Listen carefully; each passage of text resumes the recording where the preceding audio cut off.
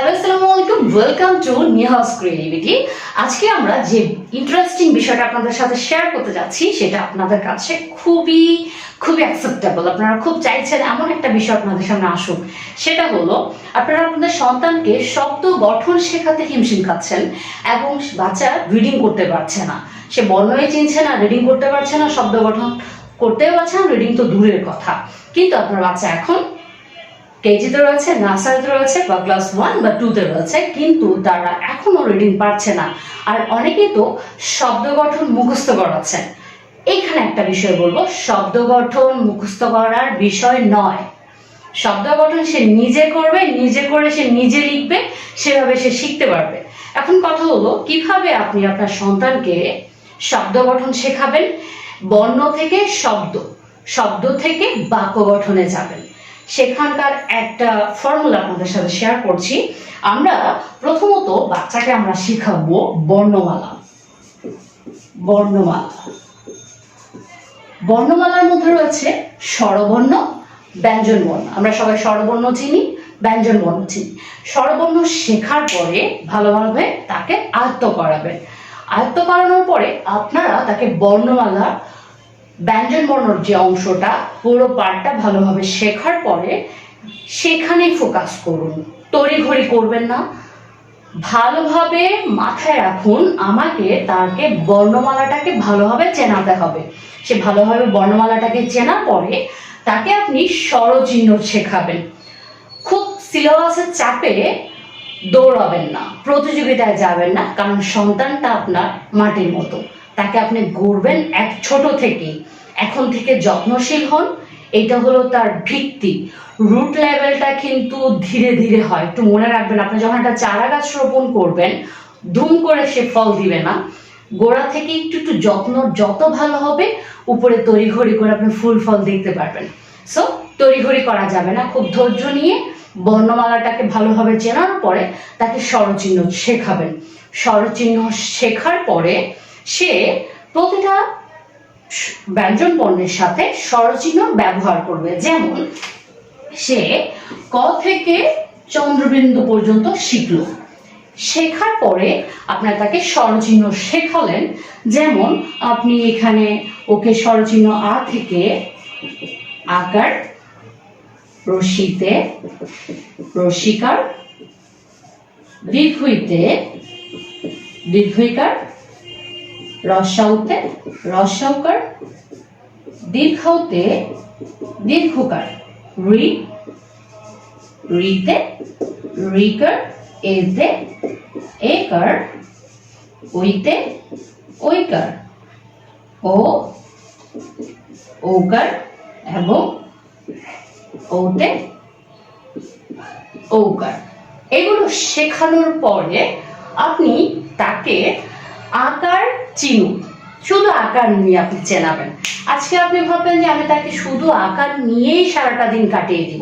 একটু ভাবুন, আপনি যদি ভালোভাবে শব্দ গঠনটাকে তাকে শেখান, বাক্য গঠনটা তাকে শেখান, তাকে গণিতের যে লাইনগুলো সে পড়তে পারবে, বানান কথায় লিখতে পারবে, এবং সাধারণ জ্ঞানের প্রশ্নগুলো সে রিডিং করে উত্তর দিতে পারবে, মুখস্থ করে লিখতে হবে না। এটা হলো ট্রিক্স। ভেঙে ভেঙে স্টেপ বাই স্টেপ আপনি এগিয়ে যাবেন। সিলেবাসের চাপে তড়িঘড়ি করা যাবে না। সো আমরা যদি দেখি, পুরোটা আমরা দিব না, আমরা এখন তাকে দেখি আকারটা শিখালাম। আকারটার সাথে যদি আমি তাকে এখানে কা দিয়ে করি, ক আকার কা, ক আকার কা। অন্য বর্ণগুলো যদি আমি বলি, খ আকার খা, গ আকার গা, ঘ আকার ঘা, চ আকার চা, ছ আকার ছা, ত আকার তা, ইত্যাদি ইত্যাদি ইত্যাদি। সবগুলো ব্যঞ্জন বর্ণ দিয়ে আমি করে গেলাম। তাহলে তাকে যদি তুমি ছন্দে ছন্দে আনন্দে আনন্দে মজায় মজায় বাচ্চাকে শেখান, বলো আকার দিয়ে কা খা গা ঘা, চা চা চা খাই আমরা, ছা তা থা দা না। এভাবে আমরা এটা শেখাবো। শেখানোর পরে আবার এটাকে দিয়ে আমরা কি করব, প্রতিটা দিয়ে আবার শব্দ গঠন করাবো। যেমন ক দিয়ে আমরা যদি করি, ক আকার কা, ক আকার কা, কি হয় কাকা। তাহলে দেখো ও ক্রিয়েট করবে আ আ, তাহলে এই আকারটা কোন শব্দের সাথে দিলে কি একটা অর্থ দাঁড়ায় সে নিজে এটা ক্রিয়েট করবে। কা কা পাশাপাশি লিখাবেন। আবার যদি খ আকার খা দেন, খ আকার খা দেন, খা খা, খা খা। আবার মিনিংলেস, কোনো অর্থ থাকতে হবে না, তাকে ধরনটা বোঝানোর জন্য আপনি এভাবে প্র্যাকটিস করতে পারেন। যেমন গ আকার গা, গ আকার গা, ঘ আকার ঘা, ঘ আকার ঘা, চ আকার চা, চা শুধু চা হয়, সেখানে যদি আমি চা দিই চা চা হয়ে যায়, চা চা। আবার ছা ছা, তাহলে সে একটু খেয়াল করুন ও টোনটা নিয়ে আসতে পারবে, তখন শব্দ গঠনে কোন শব্দের সাথে কোন স্বরচিহ্ন দিলে কি অর্থ দাঁড়ায় সেটা সে ধরে ফেলতে পারবে। তাহলে কা খা, গা গা, ঘা গা, চা চা, ছা ছা।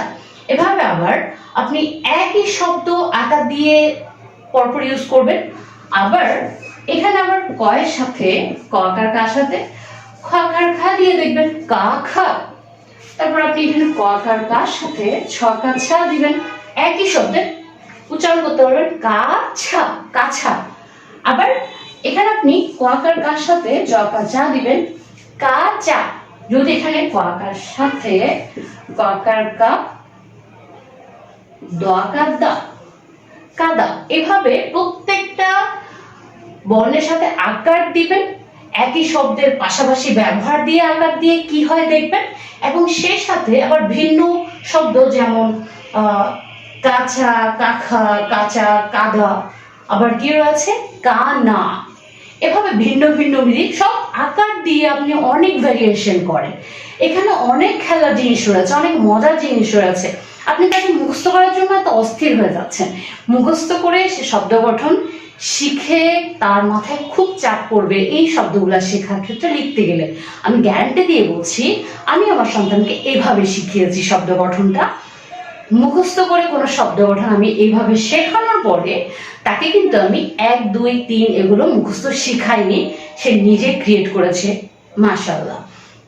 তাহলে আপনি এইভাবে শেখাবেন, ভিন্নতা দিবেন, আপনি একটু মজায় মজায় করে দেখেন, একটা দিন আপনি আকার নিয়ে ব্যবহার করেন।